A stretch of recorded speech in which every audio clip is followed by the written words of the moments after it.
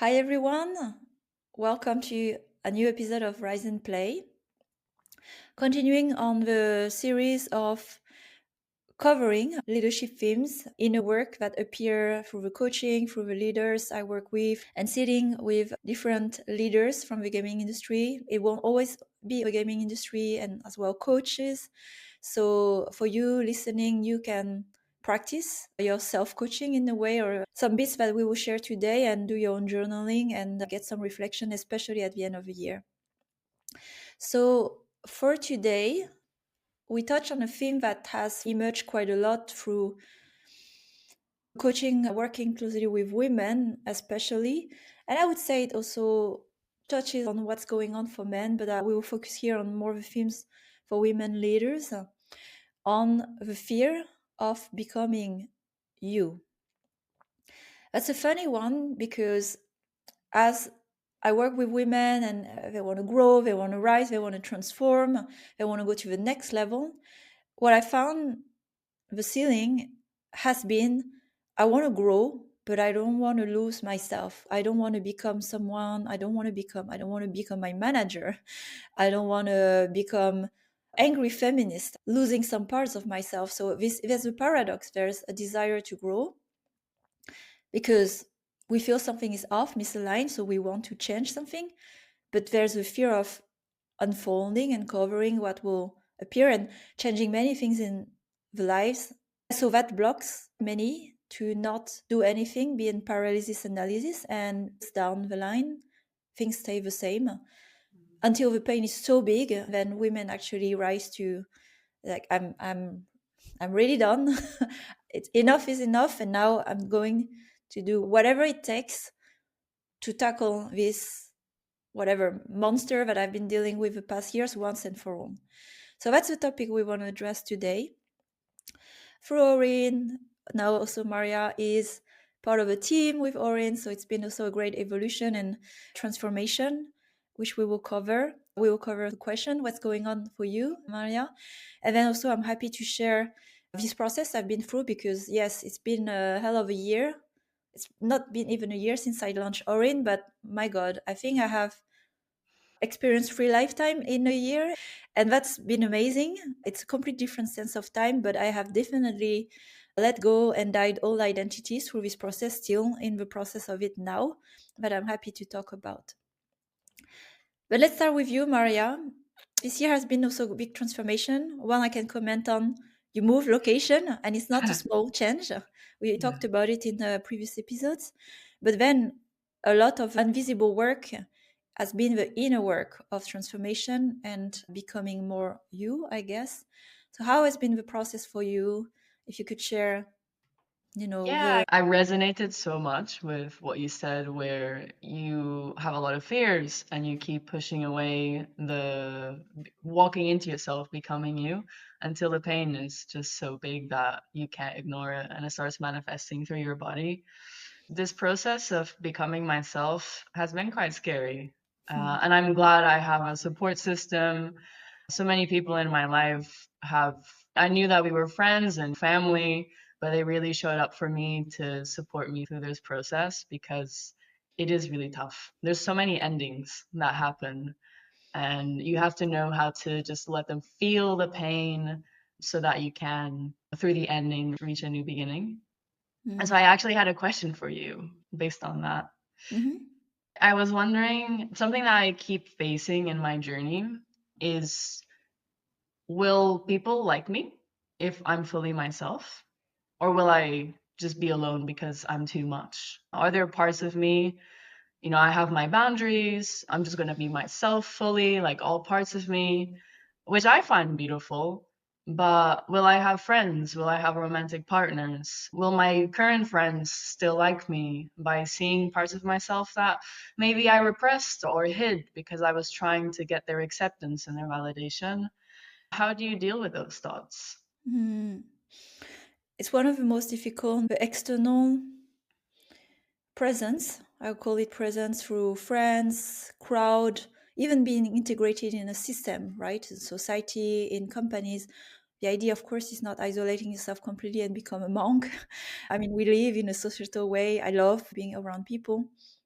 But I won't hide it. It is a process where you will recalibrate quite a lot the relationship in your life. But the most relationship you recalibrate is the relationship to yourself. So there's one thing we don't see when we are choosing others.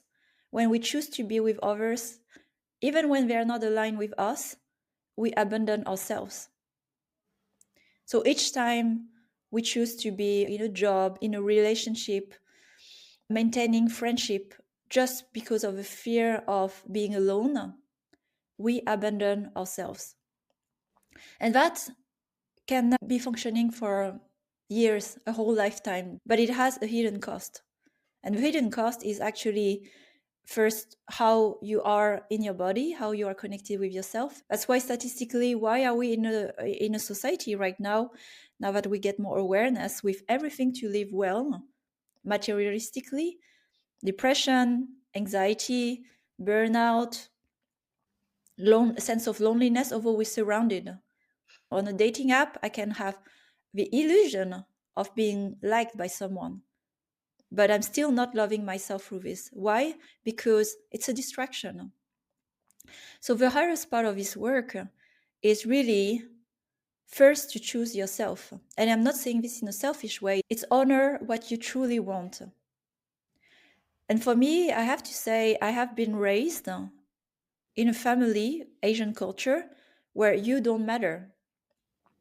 Self-sacrifice. It was ingrained, programmed so deeply in me that I'm in service of others and it doesn't matter what I need or want. So great foundation to be a leader serving. But when you are over functioning and you don't even know who you are anymore, it has a cost. It has a cost. And for me, the cost was at some point, it was big misalignment, and not that I was in crisis, like I didn't go to hospital or had chronic diseases yet, but I could see that it was coming along the way. It was strong signals, crisis, like with a job, that was showing me something is off. So I've been on a few jobs during my gaming career where I had really, really painful events, panic attack, abrupt ending, traumatic ending. And I was like, something needs to change. If I keep going like that and run on that on steroids, I will end up in hospital. I knew it. Let's go through the whole path. Then who's going to be sad around me? My family, my parents. I think about them as well. I won't be able to continue with my mission, which is raising consciousness in leadership in business. I don't nurture myself, my own plant. I can't do any of that. And so that was really the moment where, yes, be selfish. If you want to take care of others, first take care of yourself and then honor yourself. So today, now, yes, I accept the consequences of what it is to be me. There's no other way of me being me. Building the relationship with yourself, when you know and accept who you are, you need only one person to accept and love who you are. It's you. And the way we live, we do everything to get that love from outside of us. That's a fallacy. But even, when you lose friends, it's not like you lose friends. It's just reorganize in your life. And it gives space for the ones who are aligned. And I'm sure there are new people who came to your life or a relationship that have deepened because you created space for this alignment. And some of them have disappeared. And you forget about them after a while. How was that journey for you of losing? Is that really what you feared? I didn't lose any friends. I think it deepened the friendships that I had, which made me happy because it did validate that I had the right people in my life who already knew me more than I knew myself at the time. And new people entered my life that I'm fully aligned with, and it happened so quickly. I thought it was going to take years to make new friends here in Lisbon, but I met so many fantastic people and very deep friendships formed quickly. Something that I've been exploring myself in the choose yourself, be yourself, because I love having fun. I had moments where I could have chosen fun, but it was not aligned with exactly what I needed. would give me immediate satisfaction, but I knew staying in those positions would slowly require pieces of myself to be given away. It was really hard to look at fun in the eyes. And you have to choose pain because you know deep down it's not the right thing for you. And yeah, that was something I wasn't really prepared for because like it was fun. Actually, it's not. Yeah, I'm also in the process of that at the moment. I just came back from a business trip, business as usual, gaming, party, alcohol, late night, speaking loud, zero interest in your life. So it's interesting when you step away from this and you see like, oh my God, how could I have so much fun in that? And then I can see that it's not aligned anymore. Just realizing that, I think there's a process of grief, right? Because it's like you want to have fun like before, and then like have alcohol nights or whatever and be completely a wreck until the morning. I have had those nights in my past.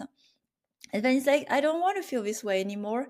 So facing the old identity, it requires here like typical coaching, a reframing, like you shared, of fun or pain. And of course, it presented this way, like, why I take the blue pill or the red pill? Why would I choose pain? No humans, like it's wired in us, would choose deliberately pain. But there's something bigger that causes us to go through pain for and that thing. So I would say fun or pain, it's distraction, asleep, or consciousness and alignment. Because in one, the distraction is dopamine. You had fun, and then you have a down, and then you want it again, and want it again, and want it again, and want it again. I recognize I had many, many distractions in my life to distract myself from looking inward. But one thing I can say through my journey is like you can't ignore it forever. The world will tell you, your body will tell you, some people will tell you, a death will tell you eventually. So when you have the signals, it kind of tell you it's time. So you can't distract yourself forever. It's like I can put on Netflix or play a game for 30 hours, no, like the whole day, and be in my bubble, but my body will probably die by not eating and nourishing myself. That's kind of the same idea. And I was at that event, and when some people tell me they had a heart attack a month ago, they went to hospital, or panic attack, and they kind of laugh about it. It's like, yeah, it happened, but if they keep going, it's like, I don't know, man. I think this is a pretty strong signal. Yeah. How is life going? Or they're on the second, third divorce with child from different families. Like, is everything okay? But for them, keep going. Nothing to examine. I'll say it also having, even affairs that they talk openly about instead of facing the problem at home. The choice is always, do I distract myself now? Or do I wait for the pain to be so big that I'd rather take care of it when it's so painful and I have to clean up the whole mess of my life? And that's where the choice is of consciousness. Who do I want to be in this world?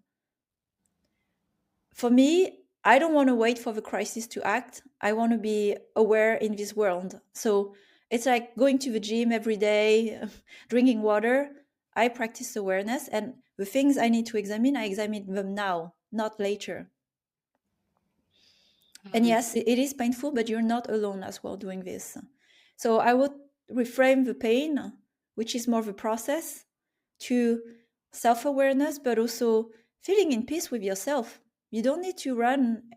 I don't know if right now for you, are you still chasing something like you used to? Or are you okay sitting with yourself now?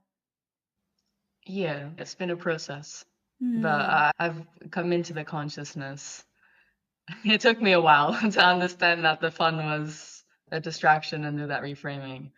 And you're absolutely right. Looking at it from fun and pain, or looking at it at distraction or consciousness, it helps understand that it is the right choice. I do have a basic question because I have been thinking about this.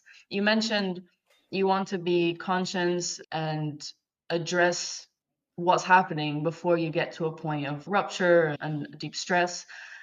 Can you explain why?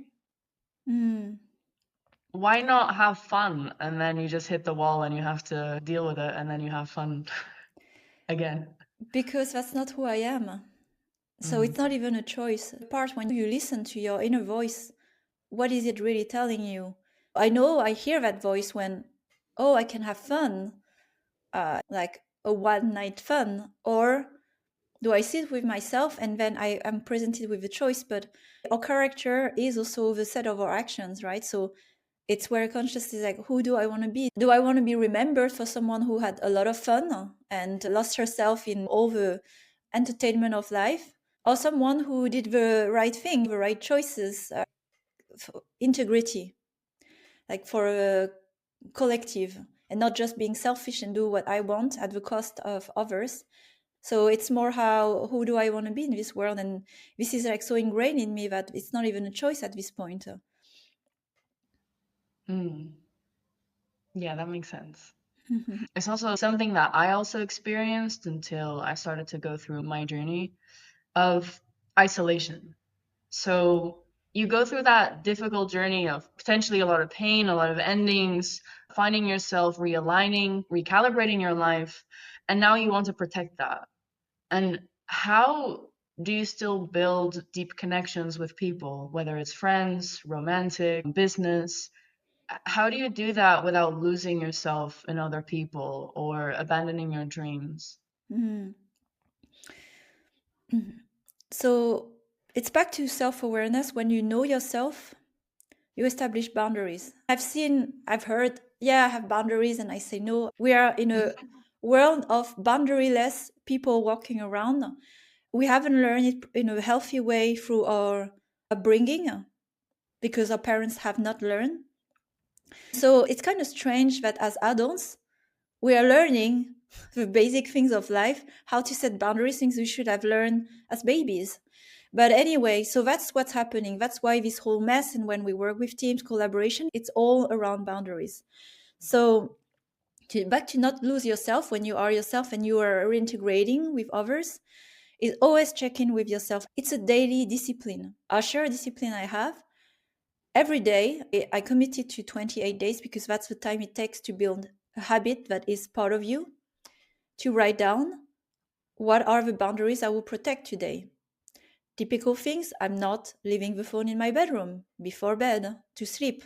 Because if I wake up in the middle of the night, I just grab the phone and go on the phone. Or if I'm invited to a party and an event, I sit with myself for 5 minutes to ask myself, do I really want to go? And will I find the courage to say no? And so, for example, again, I was at this trip last week, the Game Executive Summit, like amazing time, great people, but it was too much for me. 30, 40 executives, 5 women at best, and men in their 50s. I'm not in my 50s, I'm in my 40s. So there was a different vibe completely, where it's heavy on alcohol, heavy on food, clubbing, partying, and so on. And I said, I won't skip the party. I go to dinner and I ask, can I have a cab to leave after dinner? I planned for it and I had a good night of sleep. Everyone was kind of a hangover the morning after. I was so happy to not be in that state. I knew I came there to that event, not for distraction, for my business. And I don't feel broken coming back from that event. But it was very strict boundaries. I set time for myself to go in the spa of a hotel instead of networking 24/7, which is very exhausting. So little things like that is like, know yourself, set your daily boundaries and honor them. And it's a daily practice. What are yours? My boundaries. Yeah. So your energy. To protect my space. And even if I meet people, because now I'm in this phase of my life of meeting a lot of new people, being very careful filtering who I will give my energy to, because I'm a natural giver and I love being with people and socializing. I love dancing and having fun, but I have to be careful that the other person is nourishing me as much I'm trying to nourish them, and that it's a balanced energy giving. And so I'm trying to sit with myself as I meet new people, new dynamics. It's not that it has to, I think of it as an osmosis almost of energy. And it doesn't have to be always perfectly balanced, but over time, as you see that person, are you feeling like that the ebb and flow is balanced especially in the early days of moving somewhere new. And of course, you want to grow your network, have people to do things with. It's hard to say no, but yeah, saying no to potential connections in all spheres of life that don't feel balanced. I say that's my primary one right now. And sticking to my health routine. Yes. So I can stay grounded. This is also boundaries. The thing is, when you are well with yourself, you don't need to have 1,000 friends around you to feel well. So the needs are actually, the external needs are much smaller. It's like you are the cake. That's the best analogy I can find. Yeah. You are the cake, and then others are the cherry on top of the cake. That's how it should be. They are not the cake. Although I don't have 100 things to do, I'm very well connected, and it's just like I know who I am. I accepted who I am. I'm doing what I'm supposed to do, and like what more do I want, you know? And to get to that state, that's what many want, but you have to work your way to get there. Yeah. And it requires quite a lot of changes. Recalibrating your life doesn't look as grim as we think. The mind is creating the projection. I will end up alone. Nobody will love me. I will lose whatever security status. And in some way, yes and no, because again, yes, you will be loved by the right ones. You will find deep connections with the ones who are even more aligned, where you don't have to perform anymore. Yeah, because we perform most of the time. You can just be in the space. I cover as well in this work your gift, your zone of genius. If you are paid to just be, then, you know, what more do you want in this life? There's a path for each of us, but it's a choice. Do we wake up or not? I'm very grateful that the women through Orin, very brave ones, I must say, they felt within them there's something that needs really to recur, and I'm willing to go there.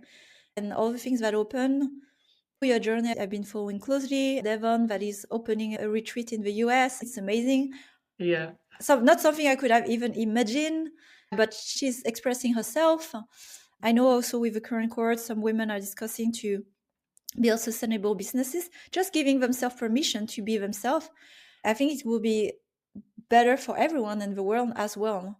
So I'm highly encouraging that. And for the listeners, not only for women, but once we align, we can make this world a bit more sustainable for us as a collective, rather than focusing purely on just a personal gain, which is the theme of how we live mostly these days.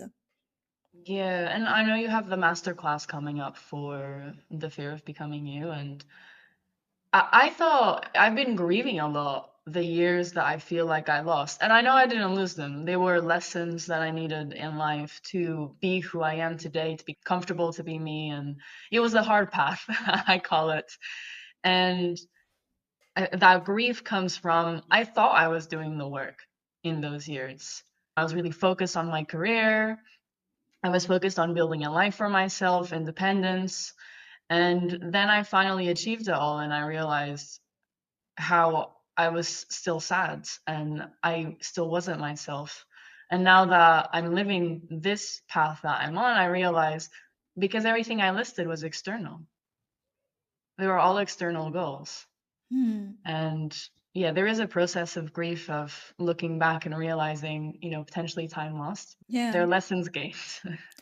Yeah, to the point of grieving, because this work is not just mental, it's far from mental. It is deep, emotional, and somatic, physiologic, all dimensional work of all the things we suppressed for a whole lifetime.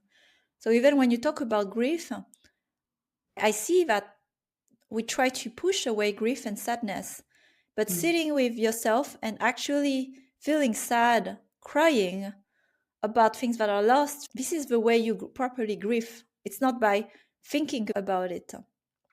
So this process is very healthy, things that we change over time anyway. And it's more acknowledging and letting go instead of holding into. I want what I heard also from someone saying, I want to be, what if I change, I lose the part of myself that I like? There was someone else in the circle, because I'm hosting men's circle, and the other man was saying, well, the thing is, whatever you lose, it's parts of you that you needed to lose. And the part that stays are the part that actually you want. You didn't know you wanted and needed. So it's not like you lose yourself, you become more yourself through this process. The paradox is when we think of a future self, we think of a future self with a present mind. That's why we're afraid, but the future self doesn't give a shit anymore about the past self. So the future self is happy where they are. So there's not the loss or, oh, I'm complaining about who I am now, because the future self is thinking very differently. They don't talk anymore about what they were afraid of, because they are already in the moment. So remembering your mind is playing tricks. It's there sometimes to protect you, sometimes overprotecting you, and sometimes it's limiting you. Most of the time it is limiting you. Trust the body is my mantra.